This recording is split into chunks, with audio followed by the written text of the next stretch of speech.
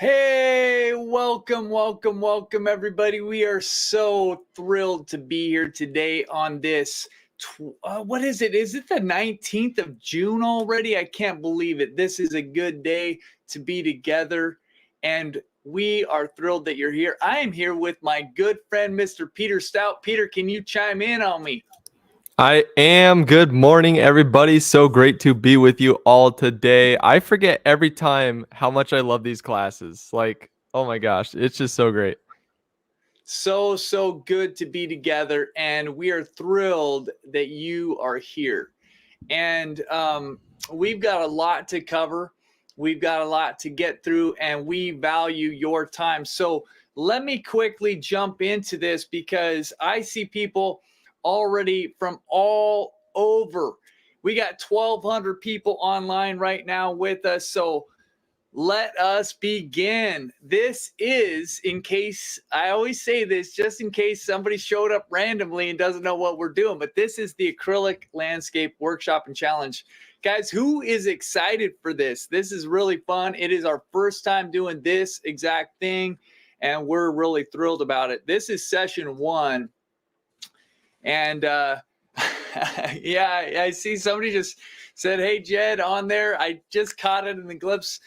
Guys, it is fun to be here. Mary, Paula, Janice, we're excited that you are here. We are really, really thrilled. And these sessions, each one of these is going to be these 3 sessions that are all going to start at this time, 11 a.m. Pacific. That's 2 p.m. Eastern time. Each one of them is going to be about 90 minutes. Okay. So if you can't watch the whole thing, that's okay, because you can come back and watch the replay later. They're all going to be recorded. They're going to include some instruction that's specific to the theme of the day. There will be a demonstration trying to show you how to apply that instruction. There will be some prizes. Each day there will be prizes, and then we'll have the 4th final celebration kind of prize giveaway next Monday, and that's going to be at a different time, so pay attention to that. But you'll want to be there for that. We've got a really good set of prizes there, and at the end of each lesson there's going to be a Q&A. Now, like I said, replays will be available throughout the workshop, and if you don't know where to go, who's been to the dashboard? This is the simplest URL. If you just want to type a URL into your browser, this is the one. Has anybody done that yet? thelandscapeworkshop.com. Now it's going to redirect you to our website, and it's going to be right on that page for you, but I really wanted to make it easy for you to find if you want to go directly there. So all you have to do is remember that URL, that address. Pretty simple, right? So the other thing, Peter, do we have a special hashtag that we wanted people to use if they want to share something on social media? We do have a special hashtag. So, unlike previous classes, we don't have a Facebook group open specifically for the class, but we're encouraging you guys to post your stuff with hashtag AUSummer on Facebook and Instagram. And be sure to go peruse the hashtag and engage with other people, right? We really want you guys to help create this community over on that hashtag. So don't be sheepish, post your paintings and go give some encouragement to some other artists. Absolutely. So you can use hashtag AUSummer, and also you can tag Acrylic University. You can tag me, Jed Dorsey Art, and we will try to repost, maybe share some of your stuff in our stories, that kind of stuff. And I just want to start out, guys. It is so meaningful to be here. And I always want to thank the Acrylic University team. We have the most amazing team. Renee, my wife, is the glue that holds everything together. Peter here on the live stream with me. He's been with us from day one. John L., his wife, is a new member of our team. Amazing. We've got Diana. You know Diana, if you've been around us at all. She is an incredible artist and instructor. So blessed to have her. We've got Jamie, who is an amazing part of the team, and Alyssa. We've got people that are you'll never see, but you'll interact with them or you'll see the effects of their work. And that's what makes a team really amazing, is all these wonderful people who have come together and helped make this event possible, right? So, and we also just want to say thank you to you, because you being here matters to us. You, you're meant to be here. And I know that you might be sitting alone in your living room right now, and you might feel like, nobody around you really is knows what's going on. They don't know that you care about art. Maybe, maybe you're on your way, to work right now, and you're just listening on your phone, or maybe you're, on vacation, and you're just kind of sneaking away a little bit from the family to listen in on this or watch this. I don't know where you're at right now exactly, but I'm just want you to know that we're glad that you're here, and it matters that you're here. Who is with me on that? Like, we all know that sometimes feeling like we're isolated or something is hard, but this is a way that we can be together and encourage each other, because art is more than about skills, right? Art is an adventure. I like to think of it that way, that we are created to be creative, and it's quite challenging. Has anyone ever faced a challenge in art? Has anyone tried to do art and maybe been a little bit afraid at different points, or just been uncertain? Like, yeah, that's what makes it an adventurous, right? Um, Definitely, yes, always, yes, always. It's so true. Like, I think what happens sometimes is that we feel certain things, and we don't always know that it's a universal feeling. So be patient. Be patient with yourself. Be patient with the process. And I always want to say this: don't compare yourself with other people, because comparison is the thief of joy. And we all come from different places, different backgrounds, everything like that. And what are we talking about today specifically, right? We're looking at trees. And if you think about trees, trees are very different, right? I mean, it would be funny for a fir tree to compare itself to a palm tree, to compare itself to an apple tree, or anything like that, right? So we're all going to be coming at this a little bit differently. And so speaking of trees, though, I just want to ask you one question. What is your favorite type of tree? Now, I don't have any, like, there's no underlying thought on that. I don't know if you might be thinking favorite tree to paint. I'm not necessarily saying favorite tree to paint. I'm just saying, what's your favorite tree if you have one? I actually have one, but mine is, I'll ask that question later. But what is your favorite tree? Oh, oak trees, birch tree, live oak, ponderosa pine, birch tree, white pine. No idea. I like the aspens for their color. Aspen, maple, arbutus, madrona tree. Those are cool. Myrtle tree, Douglas fir, Japanese maple, redbud, willow. Oh, man. Mountain ash, mungo pine. See, ginkgo tree, juniper, dogwoods. And they're all so interesting. Cedar tree, magnolia. We got this cool magnolia tree coming out right outside of our kitchen window. It was so beautiful earlier this summer. So there's so many cool trees, right? We love trees. I love sitting on trees. I have distinct memories of lying on the beach in Hawaii on our 10-year anniversary and looking up at the palm trees and just seeing the palms, blowing in the wind. It was so beautiful. But this is also going to be a challenge, right? Like, anytime we engage in art, I just think we have to be prepared for some hard things, some things that won't go exactly the way that we thought, or something like that, because this is a workshop and challenge, right? And so a challenge, I just like that second part down there. It says difficulty in a job or undertaking that is stimulating to the one engaged in it. Like, it's part of the what is stimulating is that it's difficult. Like, art would be really boring if it was easy. So we love you, And we're glad that you're here, and we're going to try our best to make this fun. Who wants to join us in making this a fun event? I'd love to see a hand, everybody's hands in the air right now, and just say, let's make this fun. Let's have fun together, guys. I'm so thankful that you're here, and just love this. So yes. This is, you can use that answer for this too. Are you ready? Are you ready for this? Because we're going to get going here. And if you've been around at all, I love to hear your yes, I'm ready. Let's do this. I was born ready is my favorite ever. We're going to be talking about painting trees. And I accidentally have this duplicate slide in here. I already asked you that.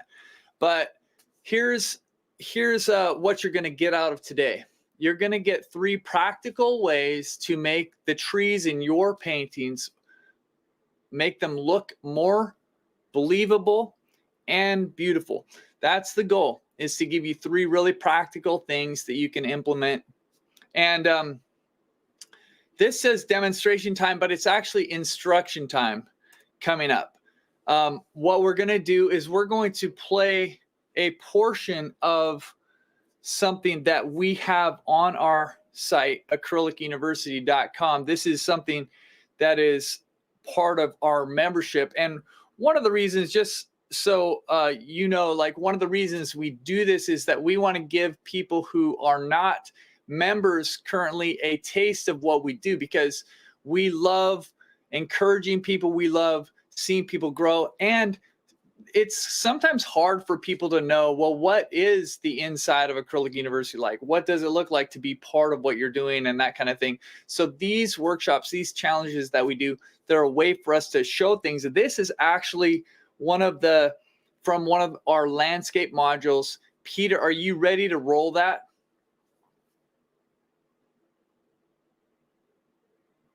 Oh, sorry, my mic was muted. Yes, I am ready to go.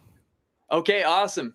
So we're going to start this. It's going to be, I don't remember, it's like 15 minutes of this instruction. And then we will jump into the demonstration after that. So guys, we'll see you right back here. Pay attention, and we'll see you soon. All right, so we are looking at trees here, and there's a great poem that I memorized a long time ago by this guy named Joyce Kilmer, and he says, "I think that I shall never see a poem as lovely as a tree whose hungry mouth is pressed against the earth's sweet flowing breast, a tree that looks at God all day and lifts her leafy arms to pray, a tree who may in summer wear a nest of robins in her hair, upon whose bosom snow has lain, who intimately lives with rain. Poems are made by fools like me, but only God can make a tree." And I might say, we might say, paintings are made by fools like me, but only God can make a tree. Our best efforts really don't represent trees in their fullest, the way that we see them with their majesty and their beauty and everything. But I wanted to draw your attention to this word right here, because if we want to learn how to paint a tree, we need to see trees, and that's what this first part is going to be about. So I love trees, and like I said, I've painted quite a few, but when we start talking about trees, we have to think, well, what type of tree are we talking about? Is it this type of tree? Or is it this type of tree? Or is it this type of tree? And there are just so many different kinds of trees in the world. But really what we're going to be talking about today is hopefully stuff that will help you paint any type of tree, no matter where you live, no matter what you're looking at, because we're going to be really talking about observation. And to do it, I'm going to use this photo here, which obviously does have a few trees, but it's largely not just about a tree, but there's some basic principles that will help us as we are thinking about how we go about painting trees. Because we're going to talk about values, and you know, we have our lights, which this is my value scale that I like to use. One of the traditional ones, going from 1 being white to 9 being black, and all the values in between. And basically 1 to 3 is lights, 4 to 6 is midtones, and 7, 8, and 9 are darks. And when we start looking at a scene like this, it's helpful to kind of think back on some ideas that are general principles. And so we're going to look at them right now, because generally the lightest value in a landscape is going to be your sky. That's where the sun is. It's usually lit up more than anything else. So generally, sky. The second lightest value will come on your flat ground. And that is because in general, it's usually going to be reflecting the most sunlight. Either on a sunny day or on a cloudy day, it's going to be catching that sunlight and reflecting it. And generally, it's the second lightest value. The third lightest value is what is called an oblique, and that's something that's at an angle. You could think of hills or mountains or something like that, or the roof of a building where it's kind of at an angle. And then your darkest value will usually come from a vertical. That could be buildings, poles, or in our case, trees. So trees, because of the vertical nature of their trunks, often have dark values when we compare them to other things. But there are always exceptions. And you can see, you know, this tree has a white type of bark, and it's obviously not as dark as other parts of the scene. Although back here, these are other trees, and in the dark areas of these shadows, that is our darkest accent. So this doesn't mean that you can apply this across the board. There are times when the ground is snowy and the sky is dark and cloudy, and the ground will be lighter than the sky. There are always going to be exceptions, but as a general rule, those principles apply and can be helpful for us. So these are a few paintings. This is actually the second painting that I think I ever painted as an acrylic artist, and it was trees. And I painted trees. This is another early painting, and a lot of blobby kind of things going on. I've experimented a lot, and I've painted in different styles, and I've learned a few things. And so I'm going to give you a few key principles that I've learned as we are looking specifically at trees. And this is one. Key number 1, soft edges. Trees are not solid objects. Think broken, soft edges where branches meet the sky. And one of the things I've loved about being an artist, and I know you've probably already experienced this, or if you haven't yet, you will get to enjoy this, because as you begin trying to paint things, what inevitably happens is that you start looking at them when you encounter them in the natural world. So as I start thinking about how do I paint a tree, I start looking up at trees, and I start noticing things that I never noticed. But you can see how broken this edge is. It's not a solid edge. It's different than this house here.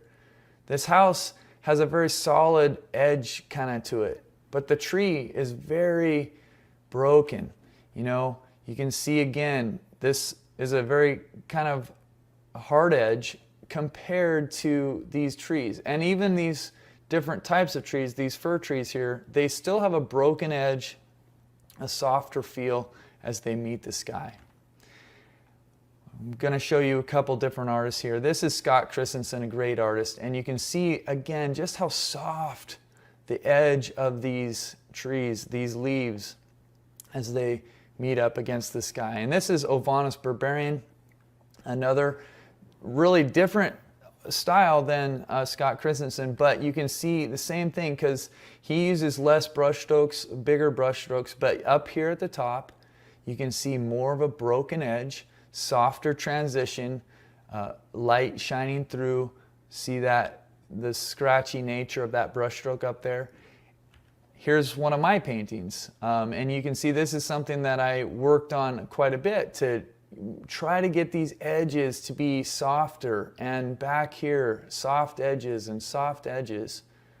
So soft edges where a tree meets the sky is one of your keys to remember. A second key is receding values. This again is another principle that is more generic than just for trees, but it is actually quite helpful, because as we're looking at things in the world, we need to open our eyes and kind of turn off the premeditated or the thoughts that have been there in our minds, because as one artist I was listening to recently said, we have these shortcuts. It's in our vocabulary, and we've made these shortcuts with our thinking about what we see also. And so we say trees are green, and yet that will hinder us if we aren't able to observe the differences. And so as trees that are farther away they change. There's less red and yellow, there's more blue that stays, and there's a less of a dark accent. So you can see that pretty easily here. These trees that are closer to us are darker, and there's more yellow and red. So this green here is more vibrant, you could say, than this green of these exact same kinds of trees that are back here. These have lighter shadow areas, and they're more bluish in general. So this is the same exact tree, same exact shadow, but as it goes farther away, it's much lighter, and there's more of a bluish tone to it. Same thing if we look at this. This tree has more, it's darker. It has more yellow, even though we can't see that much, but we can see a little bit more of the red tones in here. As that goes farther away, it gets more blue, it gets lighter, the shadows become less dark. And then we can observe that in really great paintings again. This shadow area here is darker than these same shadow areas that are same exact trees back here. This color is more saturated than the shadow areas back here. Now this is in shadow, so it's not this area up here, maybe if this was in sunlight more, we would see more of the exaggeration in the saturation, because this appears pretty saturated because it's compared to a shaded area here. But if you trust me on this, anything that's closer to us will have more saturation. You can see there's more blue, and it's less saturated back here than it is, compared to the trees that are closer to us. Again, same thing here. More saturation, deeper shadows, less saturation, more blue as it goes farther away. The same thing in mine, where there's deeper shadows, it recedes back, each layer it gets further back. You see more bluish tones, less dark values. Okay, so key number 3 to create and paint really beautiful paintings of trees is to avoid symmetry and uniformity. So this right here is much more interesting than this. This is kind of boring. And one of the hardest commissions I ever had to paint was one where a person, I never actually met the person, it was done through a gallery, but I was given 4 reference photos of one tree. It looked kind of like this, but there was a lake behind it, but you couldn't see that much, except they were all square images, and there was a tree centered in the picture, and it was in different seasons. One was winter, one was spring, one was summer, one was fall. And I struggled with that because I had no other reference to go from. I didn't know what it really looked like there, and it was basically like one big ball on a trunk, and I had to try my best to make it interesting, to make 4 distinct paintings that were interesting. So I'm just saying, if I had a painting like this, it would have been, or a reference photo like this, it would have been much easier, because by the nature of this shape, it's quite a bit more interesting than this. And even if we're looking at a scene that has more to it, one of the things that we want to avoid is lining each of these trees up and making them identical. See how this is different. There's a gap, there's a small one, there's a different color one, there's another little stand of trees, there's a little one, you know. All of this is interesting because there's variety here. These trees are not all the same up here. There's different kinds of trees, there's different shapes of trees, there's different sizes of trees, and all of this stuff matters if we want to make a scene interesting. So here are the 3 keys that we're going to look at right now. Soft edges. Now this is a painting by Edgar Payne, and you can see these softer edges up at the top. There's a softer transition. The light is hitting the tops of these trees, and it's a softer transition.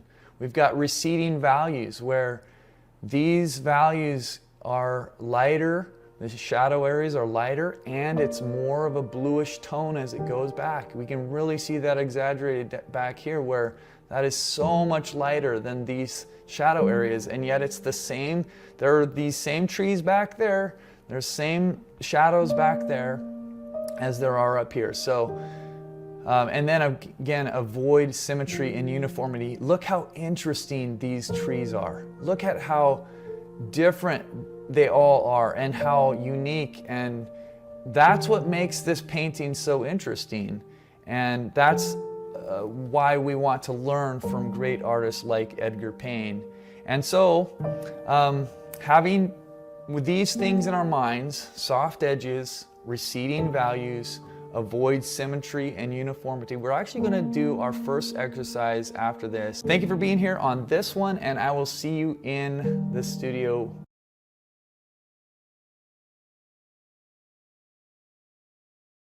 Let me see here. Okay, there we go. Guys, so that is 3 principles, right? About how we can paint trees and make them a little bit more realistic and a little bit more beautiful, more believable and beautiful, right?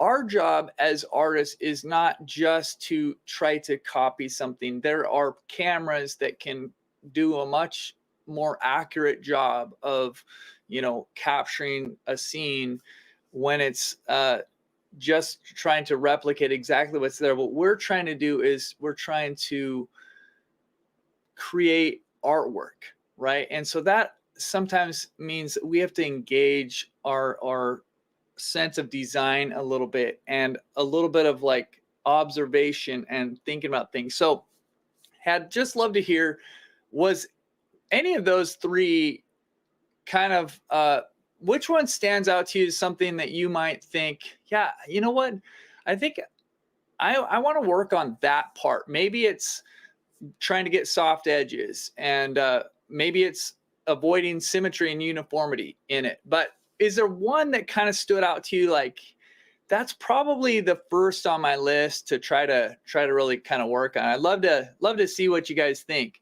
I see one saying soft edges. Yeah, a couple of soft edges. Receding values. I want to work on softer broken edges. I see symmetry, uniformity, avoiding that. Values, receding values, soft edges. And so really what I'm seeing is a big mix of everybody saying, you know, what, you know, which one is the one that you want to work on. They're all kind of different, but we all can apply something hopefully from this lesson. Now, I want to share that everything, if you're wondering if I can watch this again, yes, you can. You can watch it again. You can go to the dashboard, which is, if you just type in thelandscapeworkshop.com into your address bar, you can go there very easily. You can also get there through acrylicuniversity.com. There's an easy link there for you. And you can get everything that you need there. You can get the reference photo. You can submit your images. If you want to win a prize, you can go there for that. all sorts of stuff. And somebody asked, what is a soft edge? And I would just say the difference between the way that the buildings look, which a sharp edge would be very clearly defined. This is one object and this is the other object, and there's a sharp line in between them. And a softer edge would just be a little bit, there's different ways that you can do it. It could be blended a little bit. It could just be that the edges are actually kind of broken and scumbled together like a dry brush or something like that. But we'll look into that a little bit more in this demonstration. I just want to say that it is sped up over 2 times. So if you're wanting to paint along, it could be a little bit difficult to do everything that I'm doing at the same time that I'm doing, because what I wanted to do was give you the whole picture and not just a little snippet and not just something that gets halfway through a demonstration, but I want to give you the whole thing. But can I be kind of honest, guys? I want to ask, but here's the deal. I struggle with fear too. Like I'm assuming that most of us struggle with fear. And just to be really honest, like I was a little bit nervous about this workshop. When we're planning a new workshop, it's different than what we've done before. The preparation stage I was hoping would be really simple and fast and easy, and it's been a little bit longer. Anytime you do something new, what I realize is, that doesn't mean simple. That means extra work. It's a little bit more difficult. And then when I was doing my demonstration, I was thinking, boy, I really want this to turn out, and I want to do a good demonstration, and I want to look good and everything like that. And it just made me realize, I just wanted to say, if that's kind of where you're at, and as we're thinking about these paintings, I want you to know that confidence will come. Confidence is something that happens, as you paint over the long period of time. You feel more confident about your abilities. You feel better about your understanding of color and all those things. But a lot of times what you need right off at the bat, right? Like right now when we're starting out, is just courage. Just need courage. And I find that in my own self, my own work, is that, yeah, I see people saying, I fear is always there. I have this, anxiety or whatever it is coming from me. I'm just reading, not afraid anymore these days, which is awesome, right? Because that's sometimes you get to a place where you don't deal with the same types of issues because you have that confidence.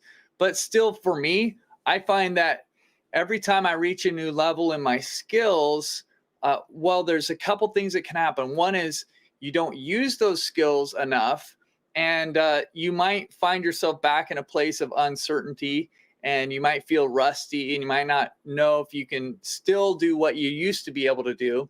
Or you rise to a new level and you expect more of yourself and you have higher expectations, and that can also be challenging. So fear can limit us, and that's why I just always encourage us to have courage. And you're going to see me do some stuff in here, and then you're going to see me kind of like realize, oh man, I'm not really painting with that much courage.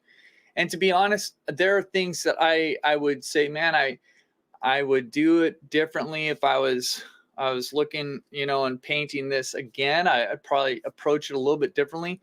But you're going to see 2 different parts of this painting. And the first part, I kind of describe as being tame. And the second part, I try to be a little bit more courageous. And so anyways, Peter, let's jump into this demonstration, you guys. I hope that it is going to be helpful for you and you'll learn, and maybe even just learn from my mistakes. But let's be courageous in this. Peter, are you here with me? I certainly am. We're ready to roll that demo? Yes. Okay, let's do it. Okay, so we are looking at painting trees, and I did this in 2 sections. and I'll explain more about that as I go, but I start off by just wetting this canvas panel with water, and it's a lightly gray tone canvas, just basically a neutral gray with a tiny little bit of white mixed in over the whole entire canvas. And then I start, like I said, I brushed a little bit of water on the entire canvas. This is a little more than double speed, but I wanted to give you the whole entire process without taking too much time. And what I'm doing is I'm just mixing up a light kind of mix of green, and here even a little bit of the blue, the light blue for the sky. And I'm working directly into the slightly wet canvas panel, because what I'm thinking is, okay, we're wanting to create soft edges. We want these broken edges, you know, on the trees as they meet the sky. And one way to do that, there's several ways we can do that, but one of the ways is by working wet into wet and keeping a really soft edge, just by virtue of the way that the paint is going to interact with wet paint touching wet paint.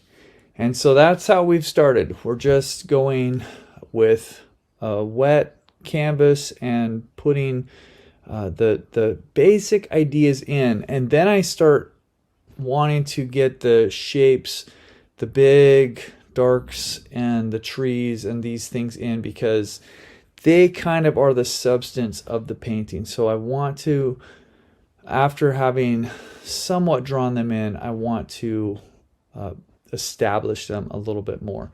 And you can see me smudging. So I'm just going to say right off the bat that smudging is also another great way that you can get softer edges. If you're ever looking to do something in acrylics and wondering, how do I get a soft edge? Those are really important things to make note of and remember. Wet in wet is a good tactic. Smudging is a good tactic. Dry brushing is another good tactic. There are other things that you can do, but those are three of the easy ones to know about.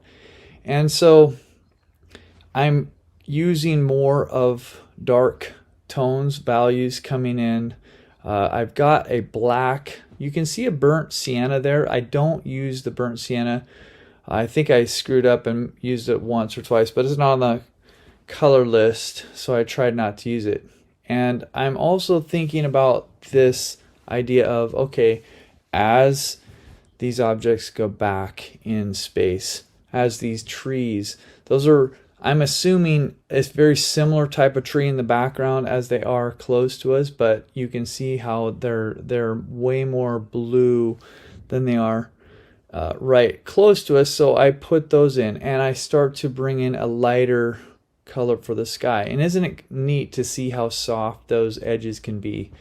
And there's a part of that look that I lost as I kept going in the painting, but I really like this, and if I was doing it over, I might come back in and do a little bit more of the wet like type of blending later in the painting. But as it is, as you look at it now, you can see what an effective tool it is. The canvas panel is still just a little bit tacky. The paint on there is a little bit wet still, and as we're blending and keeping those edges, and plus the other thing that's working for us is that the colors are not harsh value changes. There's kind of a subtle transition from the sky to the tree colors, and there's often an intermediate color in there that also softens that transition. And as I go, I'm continually thinking about the design and continually thinking about the shape of the tree, and I should say trees, but the tree on the left is especially an important tree in terms of the design. And right now, the way that I think about this, as after I stopped and I looked at it, I was thinking, I think that I represented what was here fairly accurately, but I'll talk more about some things that I changed later. But you can see that there's a couple layers of trees in here. One, the closest couple trees on the left. Then you have that tree that I'm working on right now. Then there's also the trees that are somewhat mid-ground on the left. And I painted them in with negative shape right now by just doing the shadow that's kind of underneath the branches. And again, just placing things, seeing where things are at. Of course, there's a lot of other things in this composition. There's a road, so I'm mixing up a color for the road. Some of it is in shadow, some of it is getting hit with sunlight. And so all of these things can be adjusted. They can be changed a little bit. You can shift them a little bit. The most important thing to think about and to concentrate on, in my opinion, when you're thinking about any type of composition, is how is the value structure, the design, and how it works together, the elements of the composition, how do they work together. That's always going to be what either draws you in to think that this is a compelling composition and it's pleasing to look at, or it will be boring, or it will be confusing.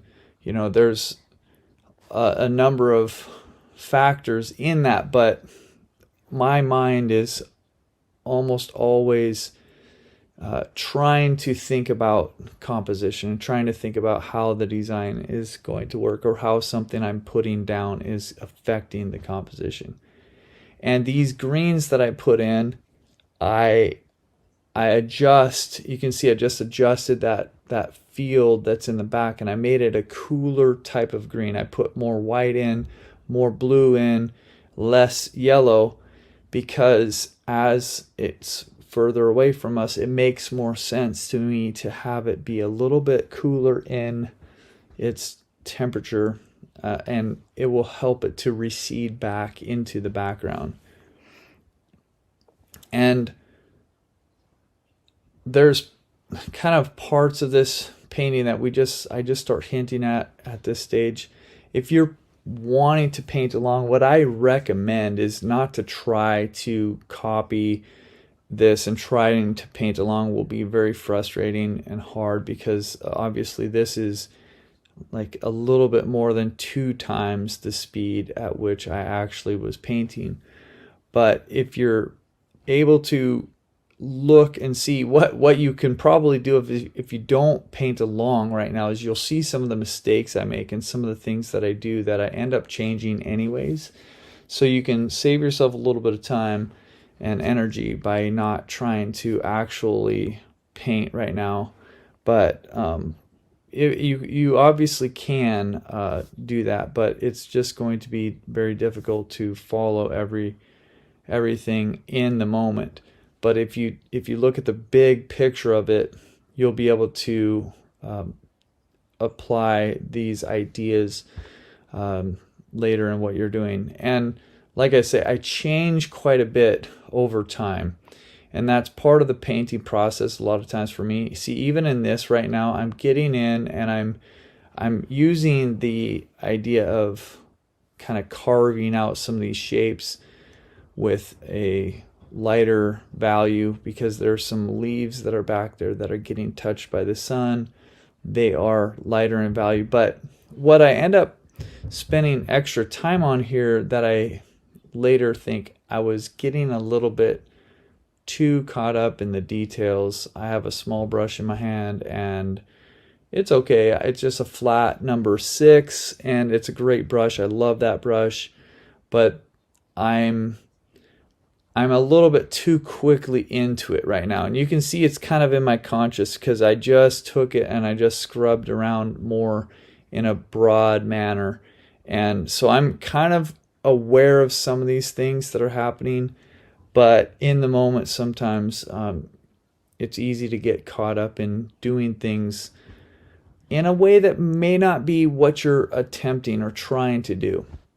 And that's a little bit of what I'm just continually going back and forth with and fighting against. So one thing that I love to think about and talk about is the idea of painting like a lion and painting with courage. And so what I realize later in this, as I get done with this first section of the demo, is I look back at it and I think, it's a decent representation of what's there and what I was looking at, but it feels very tame. It feels very safe, and there's not a lot that's really interesting to me. So it didn't take a lot of courage. I was actually probably struggling some with fear, probably struggling some with, oh, I want this to turn out. I don't want to mess it up. I don't want to do a bad demonstration.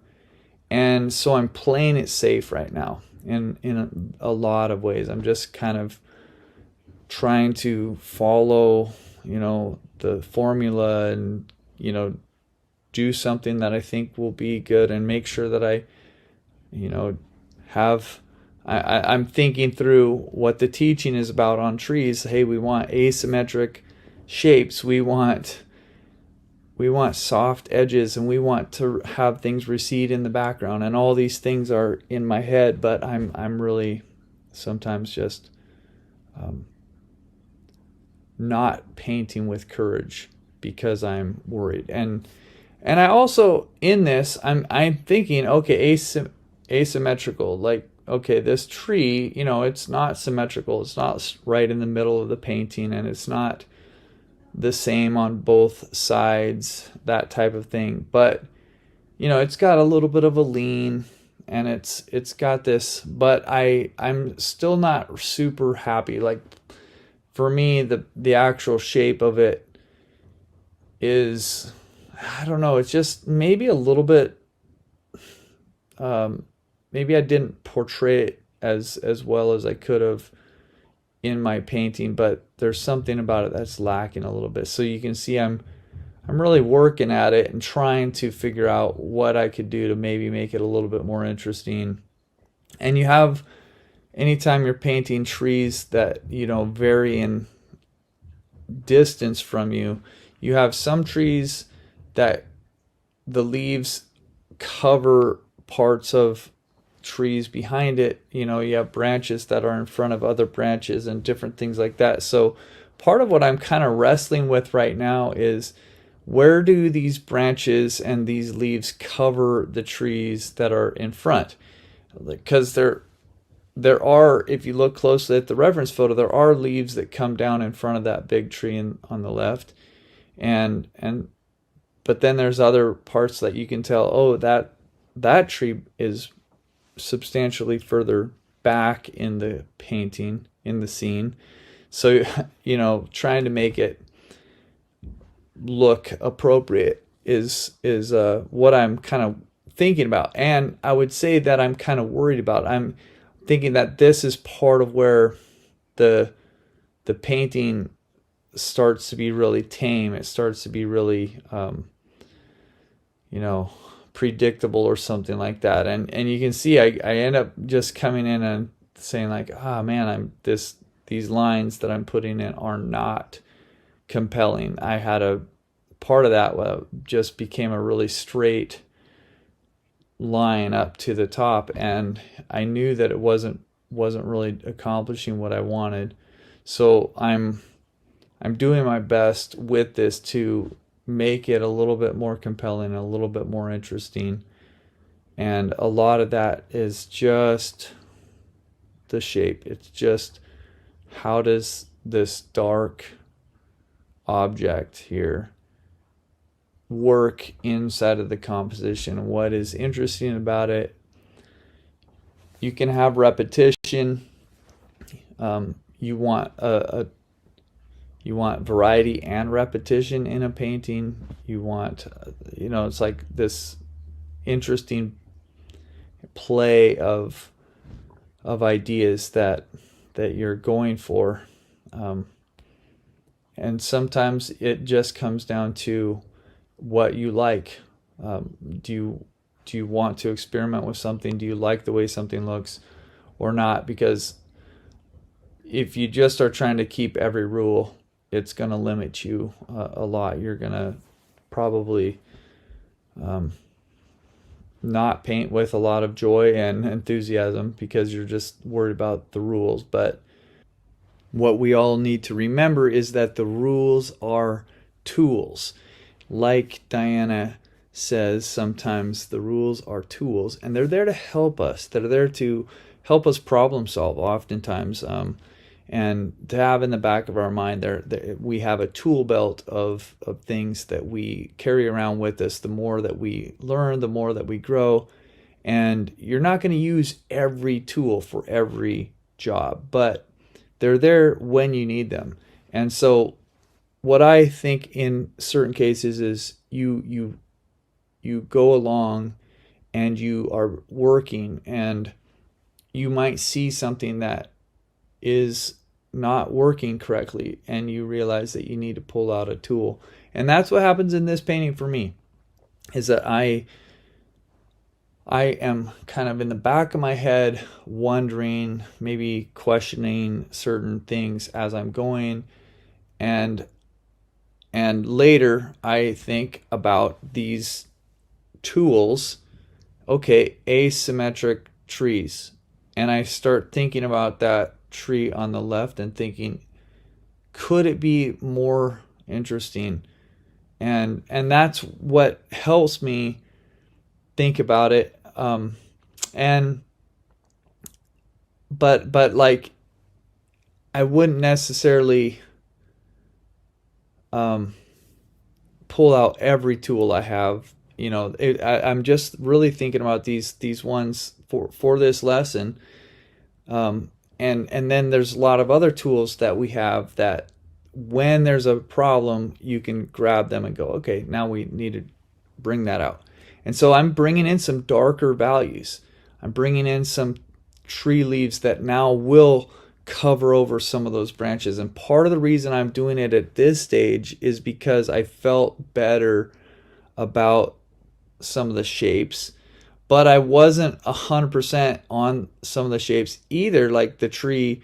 And so I was thinking, well, maybe if I can cover up some of that trunk, it will help me with the shape, with the overall design. It might actually help me feel better about it. Even though it had gotten to a little bit better place for me, but it was still a little bit trying to solve the same problem, but just with a different method.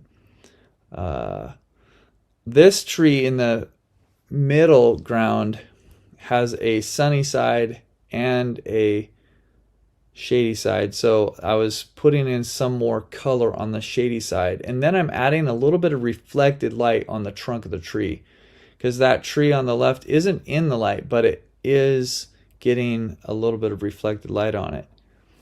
And now we're to this part of the background hills where we're talking about their value. The darks aren't as dark. They lose their yellows and their reds, and so they appear more blue to us. But there is this variety back there, right? Like there is hints of green, hints of orange, hints of these colors of these trees in the sunlight. And so that's what I'm coming in and trying to convey, this idea that these are trees in the background. It's not just a blank wall. There is form, light is hitting it. And I think defining a few things is a big part of where we get our design and our focal areas, right? So what I'm doing now, I've mixed up an even lighter, it's a yellowish color, but it's quite light. It's a yellowish green, and you can see it's quite light there now back behind the tree. and I warmed it up. I added more yellow and a little bit more blue. And in this, I am using phthalo blue. I want it to be light, but I want it to be vibrant at the same time. So the phthalo blue has a little bit more vibrancy to it. I did add a little bit of ultramarine blue in there as I went back up into the tree, and I'm just continually thinking about where these colors and values will help make sense of the scene. And I'm not following everything exactly as the photo shows, but every once in a while I look back and forth and I say, oh yeah, you know what, like this definitely needs to be darker for this to make sense. And that tree that's just on the right side of the canvas was one of those things. It was there, but it was very light, and that's the shadow side of the tree, and it's pretty close to us, and it's what's causing a lot of the foreground to be in shadow. So it made sense to make it a little bit darker, and especially before I do more stages in the sky like I am now. And I'm trying to keep that edge soft for sure on the bottom trees, but I'm also defining it a little bit more. And this is a lighter value. You can see that there's more white in this mix than before. I'm still adding in a little bit of my blue color to it, and it's going to have a gradation as it goes up into the sky, but it's much lighter than what was there, which means it's just another level of value kind of that we're bringing into the painting, hopefully giving it more life, a little bit more punch.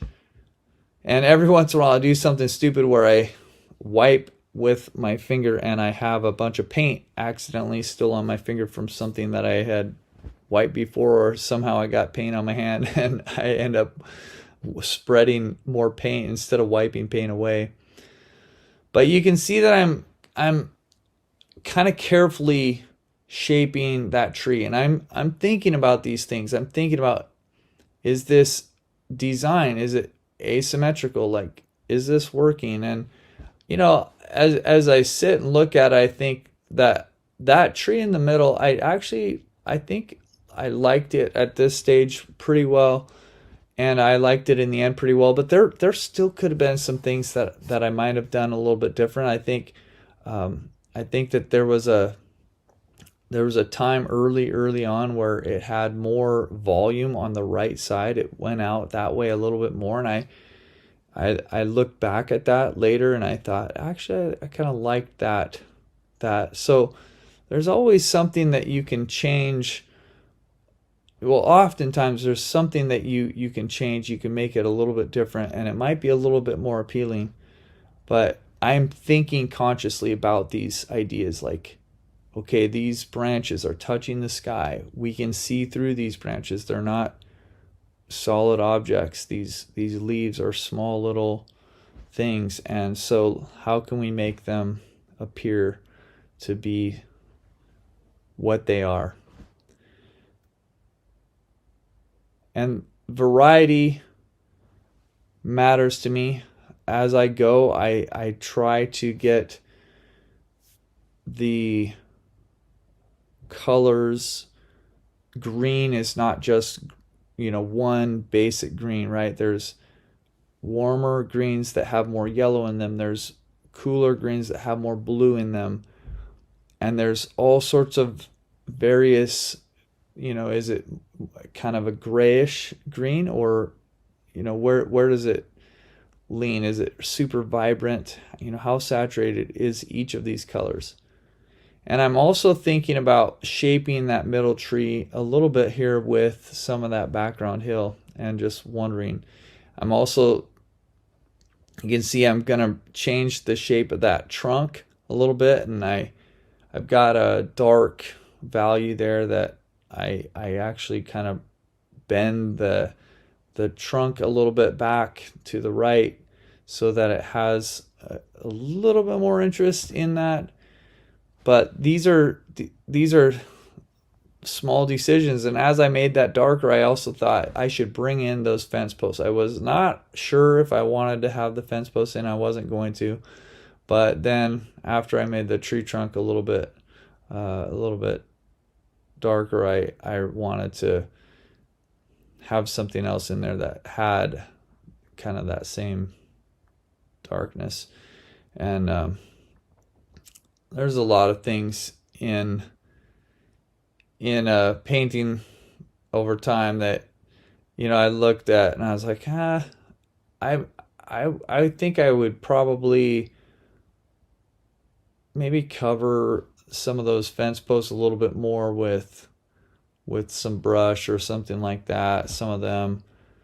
But and they also might be a little bit too evenly placed. I think there could be some variety in that. But some of this is what you observe after, and they're the small, tiny little changes that you end up making, you know, after you think you're finished, right? So that's why I like the idea of setting your painting aside, walking away from it, and then coming back to it with fresh eyes, because often you see those little changes you can make that would improve the painting. You can't always see everything in the moment, but if you give yourself a little space and a little bit of time away, often you'll notice something that you couldn't see before. I'm also realizing that some of that driveway it's kind of got the grass in the center of the driveway, although for some reason it doesn't extend down into the shadow very much. So I was in a bit of a quandary trying to think, should I just make it up and have it come down or not? And I decided not to bring the grass down further, but I'm thinking about the darks down there and how there's a little bit of like debris, leaves and things like that on the road. I don't go into it too much, but definitely thinking about tying these little parts together. Now we're back to some of the foreground tree. Who knows if I'll figure that out, right? We're still working at it a little bit here, but mostly just to tie it in and get the tree trunk kind of the feeling like, oh, okay, this tree is casting a shadow. The closer you are to an object like that, the darker that shadow is going to be.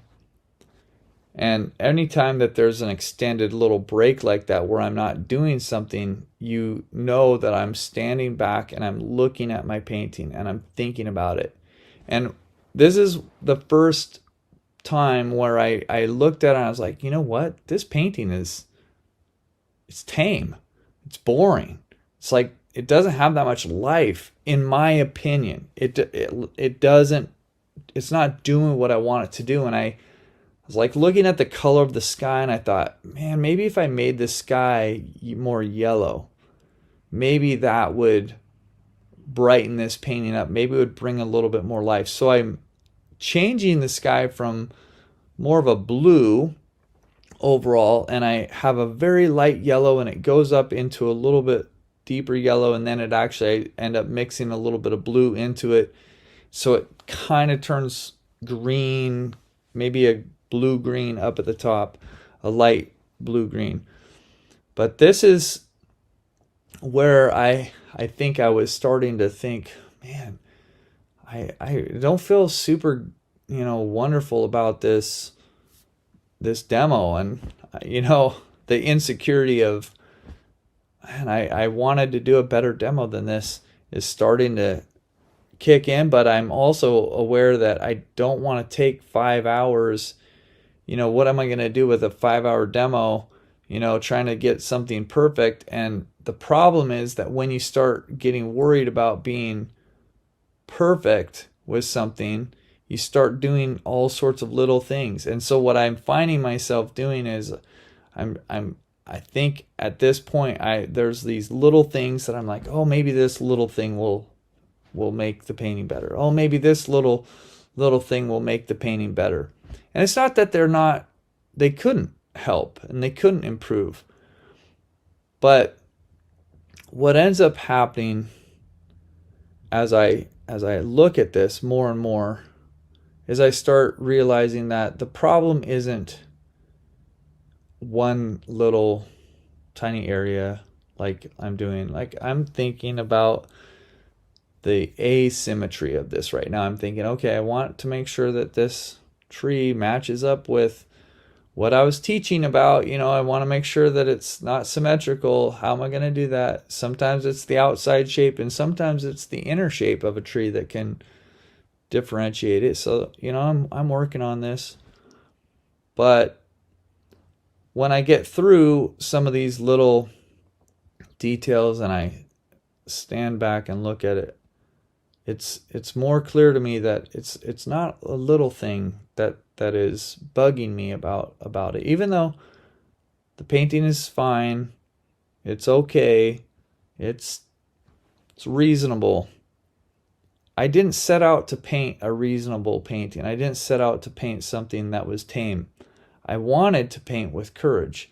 It just wasn't in the forefront of my mind as I started out. And I didn't have any arbitrary time limit. I didn't set anything for myself. I didn't say I'm only going to use my biggest brush. I didn't do anything like that. That these are kind of like these tools. They're also tools that can help you paint with courage. They can force you to paint with boldness and force you to paint in a way that it might not be your natural way, but they help you that way. And I didn't do any of those things. I just was thinking about the painting, thinking about these other rules, these things that have to do solely with trees, and I didn't really bring out some of the other tools that I have. And so as I stand back and look at it in the end, even though everything that I'm doing now is in line with the idea of trees and everything and how to make them work, one thing I do start doing right now though is those two trees that were back there, they're kind of the same. They look very similar, and I realized actually I don't like that. That was a decision based on that rule or that tool that I'm glad I made, because that little tree in the back was the double tree was actually a distraction. It was not that compelling and it wasn't that interesting.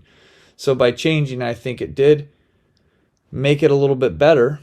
And I'm glad that I did. And so you want to keep those tools in your mind. But the grand scheme of things for me is that I get through this section and I know it's a big decision for me that I need to make. I need to think about this in terms of the overall boldness, the life of this painting. Where do I want to go? Do I want it to be tame, or do I want it to be bold? Do I want it to be predictable, or do I want to try something new, something different? So we'll see. We'll see if it's a success or not, but I decide I'm going to clean off my palette. I'm going to start with a bit of a fresh, clean slate, and I'm going to just go for it. I took pictures of it as it was because I thought, well, maybe I'll screw it up, but I want to just know what it was like at that moment. But I know this, I don't want to do anything small. So I grab my big brush and I grab another brush first. This is a pretty big brush, but I was going to paint the leaves, but then I started thinking, no, I actually want to change the shape of this tree because this tree is bugging me. The tree itself is not compelling me enough. It's just not quite interesting enough. I like the idea of it. I like the the way that this composition is, but the tree itself to me is just a little bit boring. So I changed the shape of the tree, and then I'm thinking about the big shapes behind it, the big leaves and branches and stuff like that. And I'm just thinking to myself, I don't want to get all small.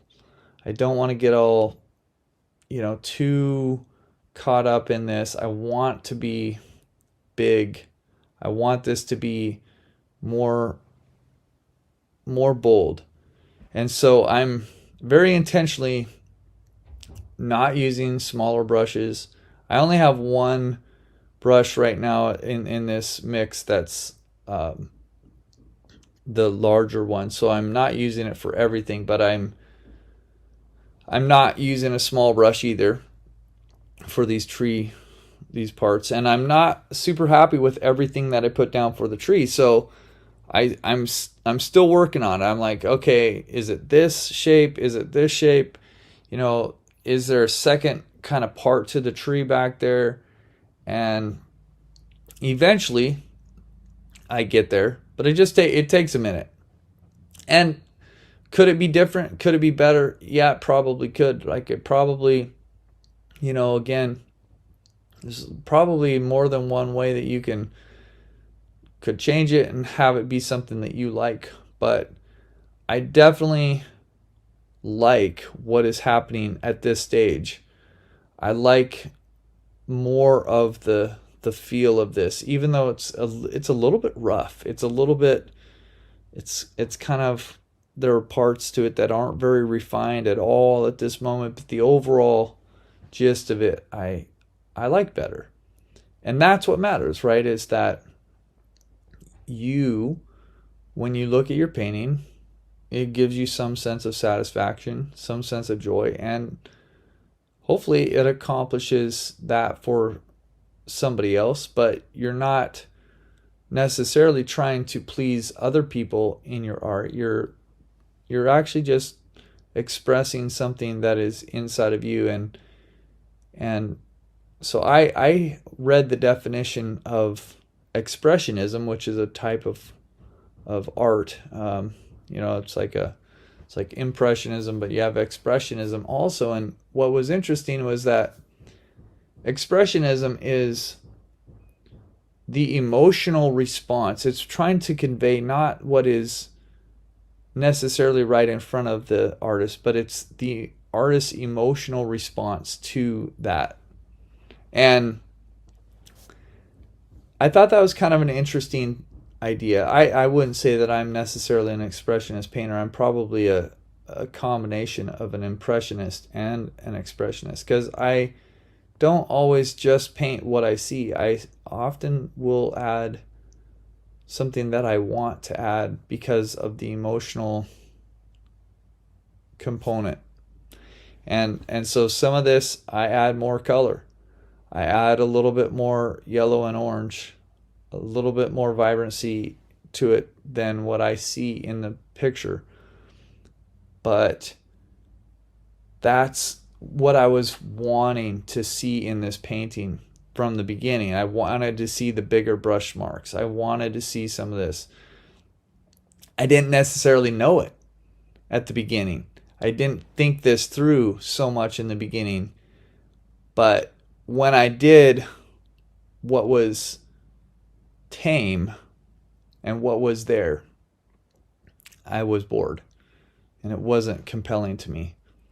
So you can see how much I'm really trying to use that big brush still. And I'm trying to be true, trying to be faithful to what's in front of me, but not bound by it. And there's, this part of the painting is a process. It's just the, same, like I have gotten out one of the smaller brushes now. This is a number 6 flat. But I feel like I've put down enough of the big stuff that I can use this, and I'm not too worried at this point. But I am aware. I'm very aware that if I paint too long with this, and if I go over too much of the big stuff, I could very easily make this a tame painting again. And I really don't want to do that. But there are little details, there are little things that I think you can put in that they're not going to necessarily tame the painting, but they're going to help make it more interesting. And I realized that that middle tree was the same thing. It's too tame. It didn't have enough big brush strokes, especially after I put in that front tree. It kind of was back there like it didn't connect. It didn't live in the same world. And a lot of this up front area is too small, too little. It wasn't courageous enough to really be what I wanted it to be. And so I just thought I'm going to just use that tool that I already know about. It's called the big paintbrush, and I'm not going to the smaller ones. I'm going to use the big brush as much as I can here. But the things like reflected light on that tree, oh yeah, that still is a good thing to do.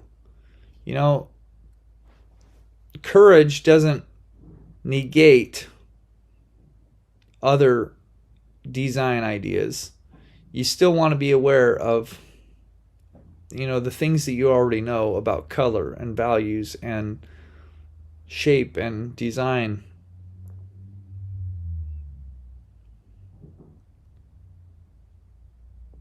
And I'm thinking also about the light, the way that sky behind it interacts with the tree. I want to keep these same principles that I was trying to do earlier. I want to make sure that they're still working the same way that they should be. I want these shadow areas and the light to make sense. So I've mixed up a warmer, this is actually a warmer color than what I had on previously. And I like it because those warm colors, again, if they're up in the foreground more and you have more blues and cooler colors in the receding hills and trees and everything that's back further, it gives a better sense of depth. And there's a bit of smudging and different things that I do on those trees, but I'm sure there's more there that could happen. But I'm feeling so much happier about where this painting is and where it's headed. And I just want to go into the sky again.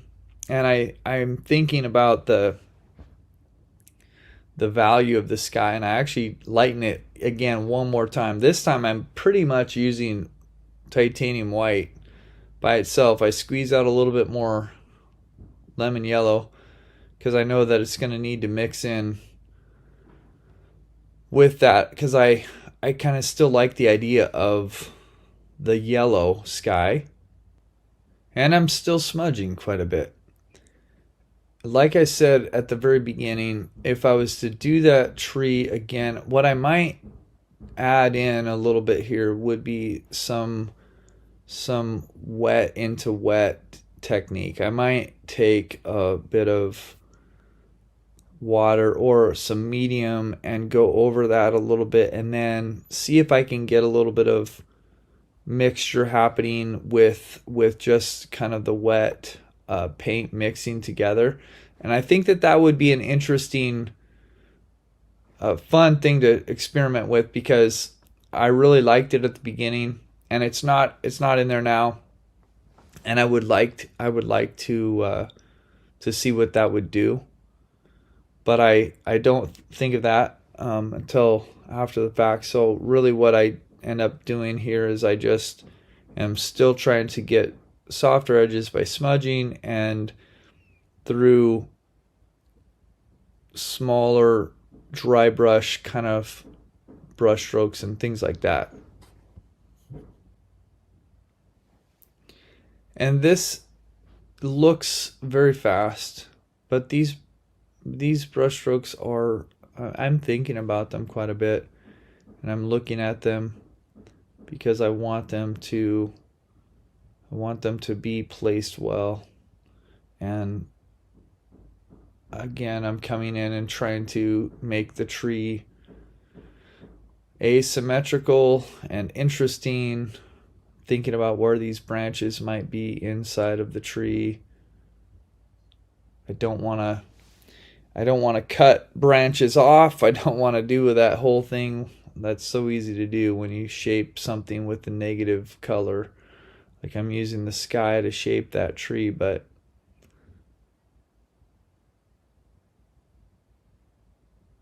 I like painting negatively like this so much.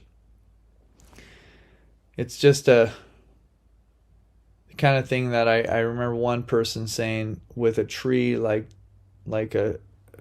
any kind of tree, you want to be smart. You don't want to overdo sky holes because they can be distracting. The sky or the sun is still going to be hitting some of that tree down below, so I'm defining a little bit of the areas that could be touched by some sunlight as they're against that background hill or those background trees.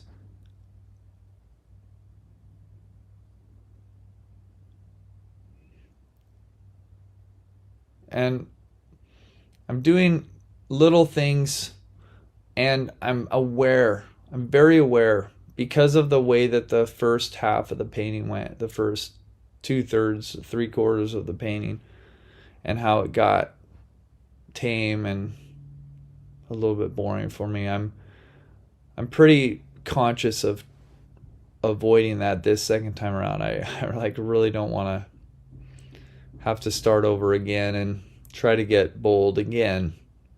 So I'm thinking about this, but I'm really liking the idea of reflected light here, and I'm using a little bit of red in there, a little bit of warmer color to kind of play off the idea of that dirt that's getting touched by sunlight. But then I put in some of the green also on the edge of that tree so that it would show the reflected light and the color of the grass underneath.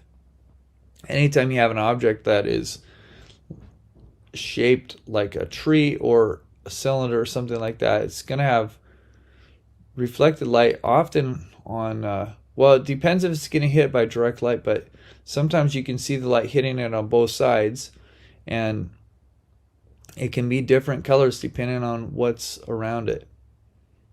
And that's what makes art really fun, is when you start looking around and seeing those things that you never observed in nature before, but you see now quite a bit more.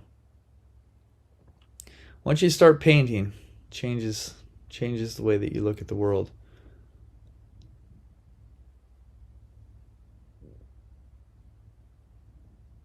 So the shadows and the light and the way that it comes across the road and all of that, some of the things that I'm doing are just either trying to make it like, oh yeah, these light areas are connected, or oh yeah, there would still be some leaves that are green that are hanging across some of these areas that are really sunlit and golden, tying things together, not trying to get too detailed. That's why I grab my bigger brush again, but there's some really dark areas in there that I'm thinking, I want to touch some of those things just a little bit, see if I can subdue them a tiny bit. And then the other side of me is going like, Jed, be careful, don't get too finicky here. Just do the necessary things, but don't worry too much about it. What will be kind of interesting is that at the end of this, I'm going to show you both of the paintings. The first at the end of the first portion, and then the second one as I'm done here with this second time. And you can look at them for yourself and say, yeah, I agree with Jed, or no, I actually think I like the first one better and I wouldn't call it tame. Maybe you would describe it differently. But I know that for myself, I was really glad to have been able to go in.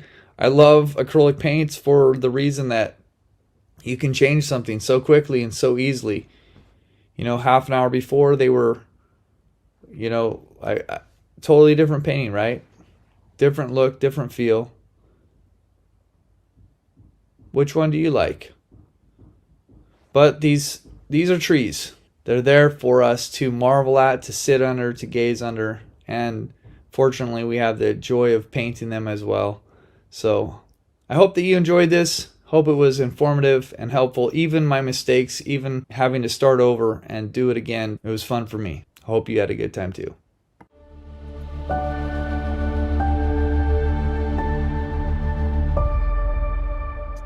All right, you guys. So that was it. And these are the 3 keys that if you're going to be doing this exercise, some of you maybe have already done it. And that is one thing you can do. You can paint the reference photo before I paint it and then come see what I'm up to if you want. But the 3 things are soft edges, receding values, and to try to avoid symmetry and uniformity in your painting. And when you do that, again, you can choose your own reference photo. You don't have to do mine. But take a photo of your painting when you're done and then submit it to the form that's on the dashboard. It's there so that you can be registered for the final day next Monday when we give away the bigger prizes. You have all week to use that form.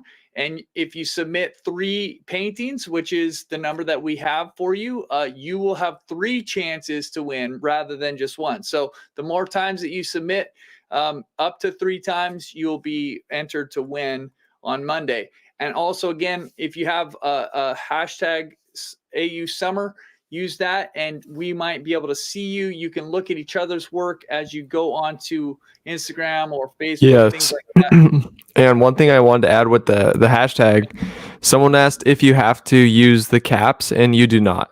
No. You can do it that way, or you can do all lowercase, and it will work for you. And the photos are available at this website right here, guys, thelandscapeworkshop.com.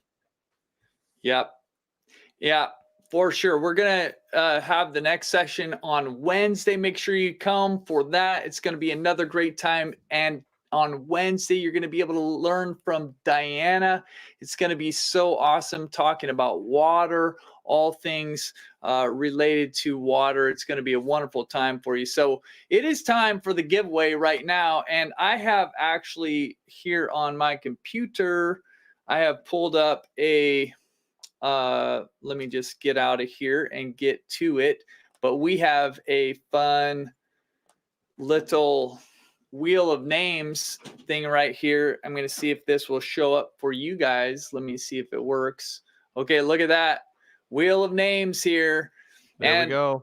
If you registered for this workshop, you are registered right now. I'm going to spin this thing. We're going to see who is going to win a $100 gift card for Blick Art Materials.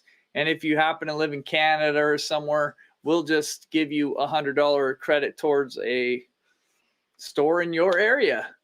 But here we go. Okay. Awesome. Denise Black, congratulations. Denise, you have won $100 to be spent on any art materials that you want. We'll get that to you. All you have to do, Peter, do you want to throw up that link for you? There you go. Just give us a,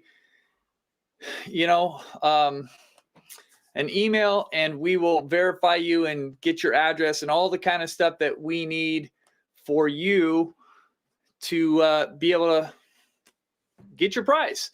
And here's the deal, guys. We have some time now. We want to make sure that we're done. It's been 90 minutes. We honor your time. We value you so much. But if you have been with us and you do have some questions, maybe something happened during the live stream, during the painting, or you have questions about how the process works for submitting your paintings or whatever it is, this is your chance to stay with us and you can just ask a question in the chat.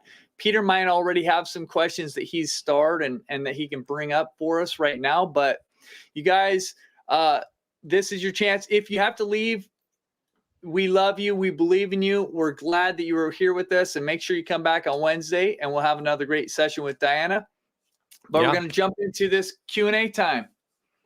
Yeah. So don't have any starred yet because we were answering questions throughout the Yes, we did a lot of question answering, didn't we?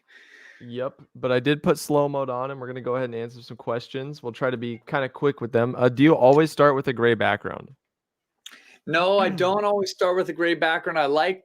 I use a lot of variety, to be honest. A lot of times it's black. It could be bright red. It could be orange. It could be a lot of different colors. What I find is that the process for painting changes for me according to the background that I have. So the way that I approach the painting will change slightly, and then the outcome of the painting will also change, because if you have a little bit of gray showing through, it's going to be way different than if you have a bright orange showing through or a black. Yeah. So all of it matters. Real quick, hold your questions very quick, guys. Jed, could you pull up the website and look at the dashboard real quick and show people where they can submit their work? Okay. Awesome. I'll do that right now. I've got it here for you guys. Okay, so here's the site, you guys. If you go to, I could type in thelandscapeworkshop.com and it's going to pull this up right here. And you have everything that you need. Like if you want to register, get text alerts, this will show you this. But if you want to come down to submissions, all you have to do is click this here. It's going to open up this. You click this submission form here and you'll come to this page. It gives you all the information that you need, telling you times, how to do this, and you'll find a little form down here. All you have to do, Jed, here I am. Okay, upload my painting. Then you're going to click here. It's going to ask you which category is it, a little bit about your painting, what were you working on, and then you can press enter. And then if you refresh this page, it will actually show you where all the images are. Like it'll show you your painting in there. So then when you're done there, you can just click this, go back to the dashboard, and everything is going to be here for you. So if you need anything, like you have questions about the Masterson palette or anything like that, all that information is here for you. I talk about it. Anything that you need, the schedule, all this is here. Perfect. And then, okay, so some rapid fire questions. Jed uses Princeton Catalyst Polytip bristle or brushes. And they are synthetic. Show those pictures. Show the questions up there too. It's helpful. Yeah, totally. If you can. So, yep, that's that question. And then, Jed uses heavy body acrylic paints. Right there. There's that question. Okay, are you rinsing your brush or wiping in between colors? I do a bit of both, but yeah, a lot of times if it's not a significant color change, I'm just going to wipe it in a paper towel and then pick up more paint. And cool. I generally am using Winsor & Newton. This is artist grade, professional grade paint that I use here. Heavy body. Awesome. And then Deborah asks, how can I get my leaves to look like leaves? What kind of a brush? Mine end up blobby. It might be the brush, but it also could be the amount of paint that you're putting on. You might want to dry your brush out a little bit and let that the end of your brush just kind of graze across the canvas texture, if you're using canvas or whatever you're using, the panel, and allow that to be a little bit more of a broken edge. And just by having something that's not really solid, like a blob ends up being usually really solid, you'll see that it starts to look a little bit more leaf-like, even if you haven't painted individual leaves. That's my recommendation. Awesome. Barbara asks, can you review setting up and using the wet palette? So that's kind of a process, but we do have a video of it on our YouTube channel. I'll actually put a link up there in chat for you guys right now. Thank you, Peter. Yeah, Jed goes into detail about how to set up that palette. It's definitely like an absolute lifesaver for acrylic painters. Like it's a must have. Yeah. Yeah. And it takes a little bit to get into it, so go check that out. Peter will put the link there. Good question though, Barbara. Yep, absolutely. I just pinned that link for you. Demo was 11 by 14, right, Jed? Yep, 11 by 14. Awesome. Do you use the gesso on the canvas before using it? No, I normally don't. With the ones that I use, I generally just paint straight onto the gesso that's already applied. It's usually like triple coated with gesso on the linen panels that I have. How long have you been painting professionally? Professionally, I started when let's see, 7 years. Nice. How do you keep the paint from drying while painting? Masterson Stay Wet palette. There's a link pinned right now. It'll give you more about that. Do you mist with water while painting? Sometimes I will use a spray mister like this, and just spray my canvas. Every once in a while, I'll spray my palette, but not all the time. Just depends. Cool. Do you suggest slow drying mediums in landscapes? I suggest using mediums if you need to. There was somebody who was commenting and saying that they were really having a hard time keeping their paints wet and usable, even on a stay wet palette, which made me either wonder if they didn't have enough water in their sponge underneath or paper towel, or they were using the wrong type of paper. If you don't use the Masterson palette paper, it's going to be very difficult because nothing else draws up the water. Nothing else like allows that moisture to come through. Or thirdly, the only other thing that could be happening is you live in a really dry area, like you live in the desert, and it just is evaporating the water really quickly on you, which means you might need to refill the water in the sponge underneath. But if it's not one of those things and you want to, like use medium, I think it's up to you. It just is. It's never been something I wanted to do because it's an extra step to add medium into every color that I'm mixing. Right. If it was up to me, I would probably buy Golden Open acrylics because it has the medium mixed in already, and that would just save a little bit of time. Cool. So rapid fire, a few more questions. Will the class on Wednesday be the same format as today? Sped up demo? No, the demo on Wednesday, I believe, is not sped up. What type of canvas do you use? Board or gallery wrapped? He uses canvas panel. I think they're called Centurion linen canvas panels. What is the AU summer for? That's the hashtag that we want you guys to use when posting your paintings to social media so that we can all see the paintings that you guys made from this class. Also, guys, one quick tip. If you want to watch this demo at normal speed, you can actually watch it on YouTube and change the speed to 0.5 times. So you can get something close to normal speed on YouTube. The audio would be really weird. But, it would. Yeah. But you can see could get the video closer to the time. Yeah. Yes, there will be a replay until next Monday. How long did it actually take to paint this? This was like 2.5 hours or something like that, or 3 hours. It was pretty long. And so, yeah, it was more than double speed. It was like 2.3 or 2.2 speed. Okay, cool. Let's see. I'm seeing a couple people saying they're having trouble getting to the page. My guess is it might be a problem with mobile or something. I will check that in just a second.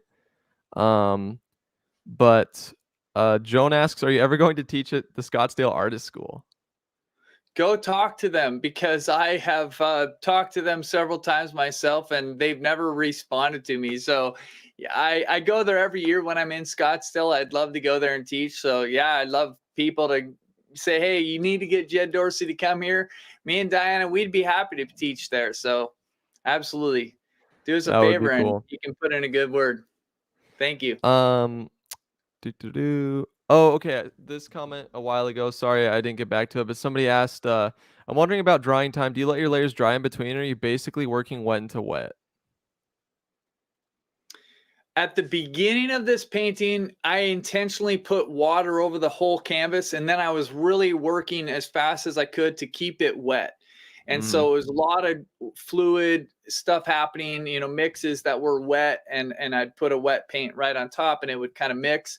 Later in the painting, it was a little bit more dry. And one of the things that I thought of after I finished is I might have come back and sprayed a little bit of water on there again. I never did it, but it was an idea that I thought of later that I thought I kind of wish I would have, because I like some of that wet into wet, the way that it mixes. But I just do it a little bit, and it's an intentional thing a lot of times, because you really have to work fast if you're trying to do that. So you either have to use your spray bottle or just keep moving. Can I watch the video again? Yes, you'll be able to watch it right here on our YouTube channel and on the dashboard for a week. I just tried the dashboard and it looks like it's working on all my devices. So make sure you're typing this correctly, thelandscapeworkshop.com, or you can try acrylicuniversity.com/landscape. Okay, a couple other questions. Naomi, I see a question that says, when will the YouTube video be ready? It's ready right now. I mean, you can basically just start this video over and it will start replaying it for you right now. So once it ends, it'll just be there. Just go to acrylicuniversity.com/Jed Dorsey, or look up Acrylic University on YouTube and you'll find the video. It'll be right there on the main page. Very cool. Survivor asks, Jed, I know this is a free class, but is there a way we can send you a donation to show our appreciation? Those are definitely not necessary, but if you want to, you can use the YouTube super chat feature. And that's the easiest way if you want to do a quick donation. Somebody asked if we have any like paid classes on our website, and we do. We're going to talk more about that later this week. Yep.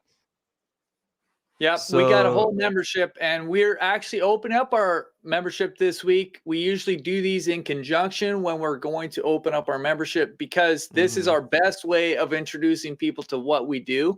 So yeah, if you are interested, just stick around, and later in the week, you'll know more about what the membership looks like and other classes and things like that.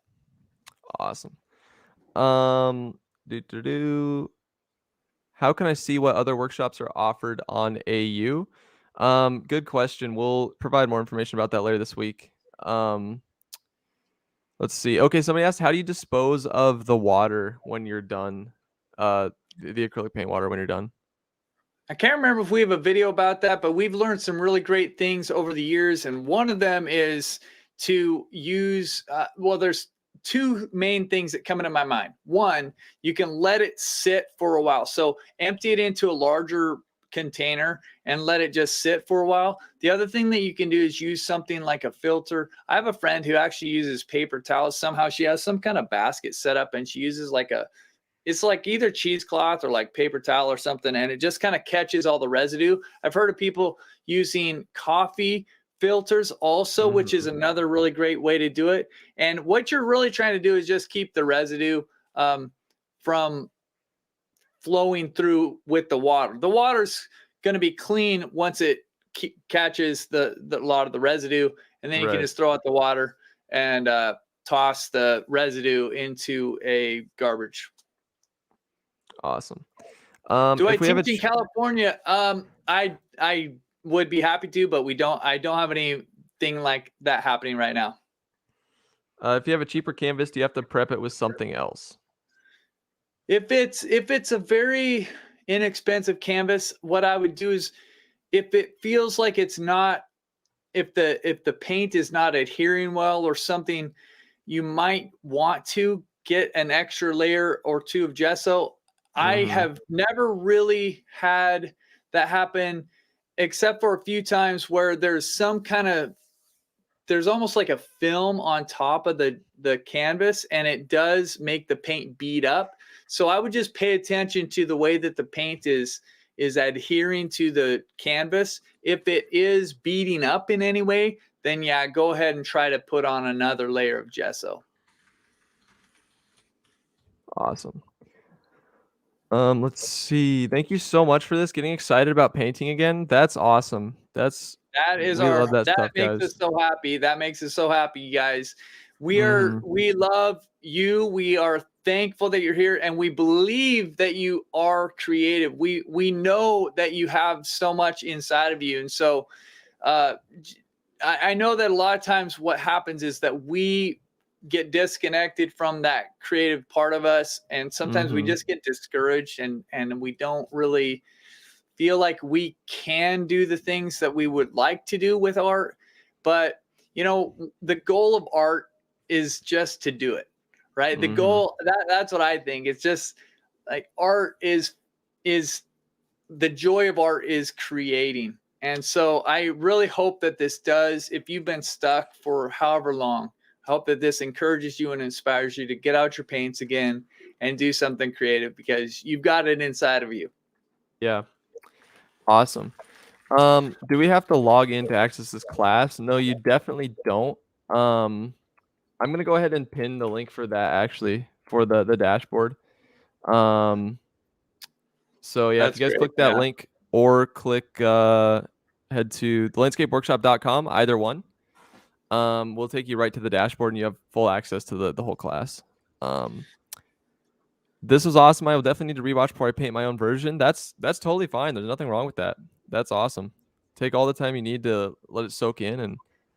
And sorry, complete newbie here, but what do you mean by toning the canvas? Okay, toning the canvas is like if you get let me see here. I'll show you real quick. So if you get a canvas that is white, toning it means putting some kind of color on there. And it could be anything. But basically the reason that you might do it, the reason I do it, is because painting on a white canvas, sometimes I want to control where the light in my painting is coming from. And if I paint on white directly without covering the entire canvas with something, sometimes I'll have specks of white showing up at parts of the canvas that I don't want, and they're a distraction. So a lot of times I'll tone it with something that doesn't have to be this dark, but for me, it doesn't really matter. It could be any color, and it just gives me something besides white to paint on. And then I can control where I put the lightest areas of my painting. Good question. Yeah, awesome. Katie Brack, fine art. Is there a way we can get a step-by-step with what to mix and which brushes to use? I'm not sure about that specifically, but we do have a lot of free content on our YouTube channel that addresses a lot of those common questions about acrylic paints. Like we have one about brushes, and some of our lessons touch on color mixing. So I'd encourage you to dig around on our YouTube channel and on our blog. We have a lot of free instruction on YouTube and on our blog, like really in-depth instruction. So and what I'd say, Katie, if I can say something about that, is what we're hoping for is, it's hard to mix your own colors, and it's hard to do that. And I know that sometimes it can be really helpful to have something where you just see exactly what's happening there. But what I'd encourage you with is that if you go back even to this video and say there's a color that you're not sure about, if you do go back and watch it and pay attention to like what colors I'm grabbing, you'll be able to see enough, I think, that you can get the idea. But really your own sense of confidence with colors is going to come from mixing and trying and seeing how these things work together. And that really can't be done.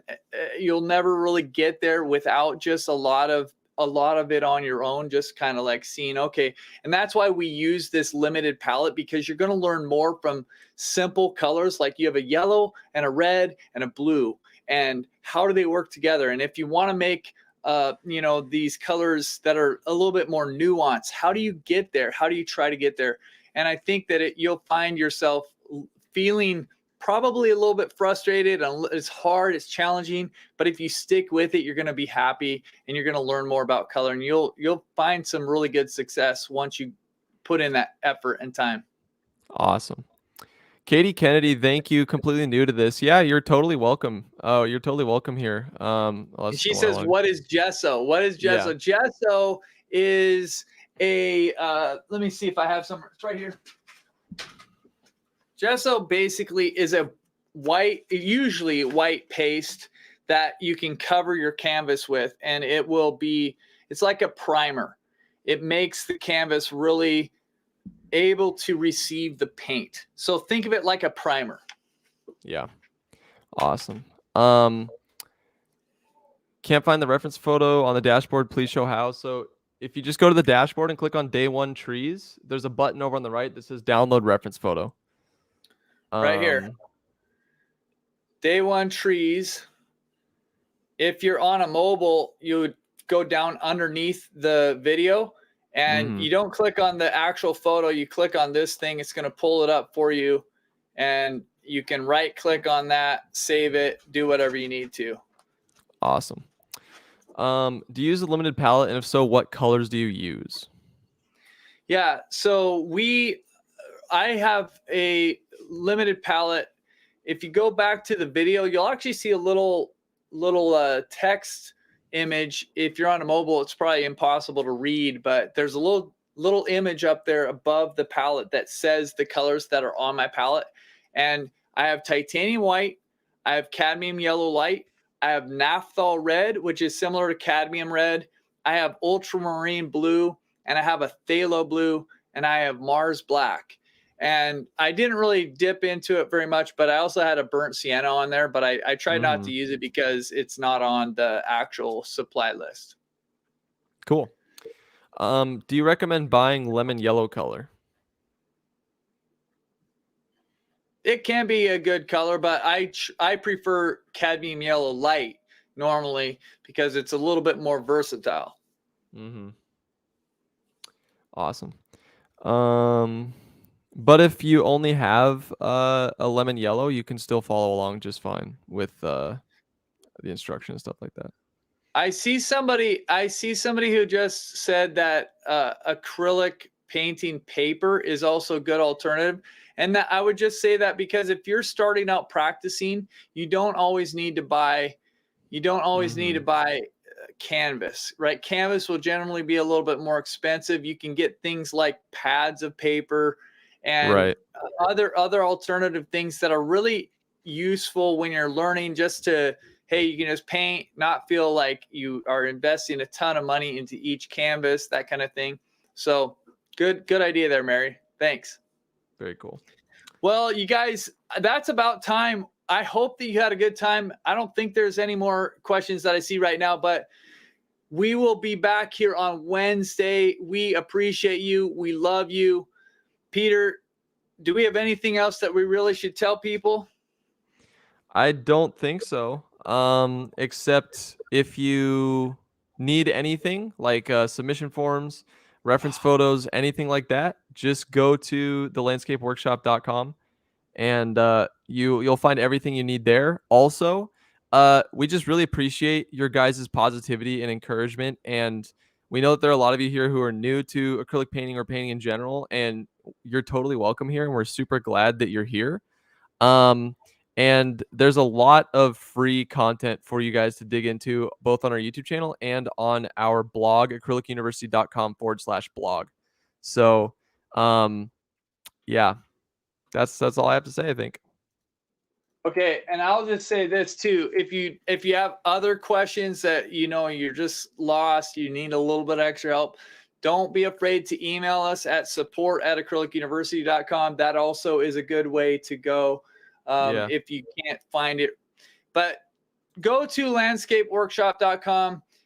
Yeah. It is going to be your best place to find everything, and poke around there a little bit and just see what you can come up with, because we worked really hard. We would love your feedback later too, because if we miss something, make sure that you shout it out and let us know. But you guys have a really, really good rest of the Monday. We'll look forward to seeing you Wednesday. You are loved and believed in. See you guys. Bye, everybody.